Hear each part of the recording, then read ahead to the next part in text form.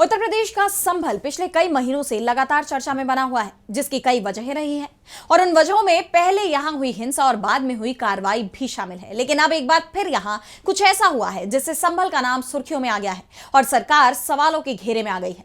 तो ऐसा क्या हुआ है संभल में और क्या है पूरी खबर, जानने के लिए देखिए ये रिपोर्ट। संभल हिंसा मामला एक बार फिर सुर्खियों में आ गया है, जिसकी वजह है मुख्य न्यायिक मजिस्ट्रेट विभांशु सुधीर का ट्रांसफर। दरअसल 20 जनवरी की शाम को इलाहाबाद हाईकोर्ट की तरफ से एक लिस्ट जारी की गई थी। इस लिस्ट में 14 जजों के ट्रांसफर किए गए हैं। कुछ जजों की जगह अदला बदली भी की गई है, लेकिन इस लिस्ट में सबसे चौंकाने वाला नाम संभल के सीजीएम का था। आपको याद होगा कि संभल मामले में 9 जनवरी को सुनवाई के दौरान सीजीएम विभांशु ने आदेश दिया था कि एएसपी अनुज चौधरी समेत 20 अन्य पुलिसकर्मियों पर केस दर्ज किया जाए। सभी पर आरोप था कि संभल हिंसा के दौरान उन्होंने एक युवक को गोली मार दी थी।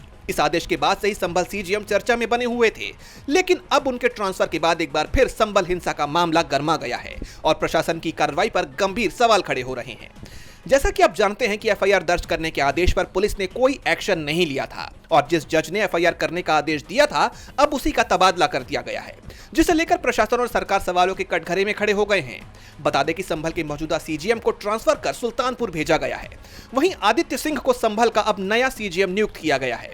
उन्होंने ही हरिहर मंदिर बनाम शाही जामा मस्जिद दावे पर सर्वे के आदेश दिए थे और उन्हें प्रमोशन के तहत अब संभल भेजा गया है। डीबी लाइव की रिपोर्ट।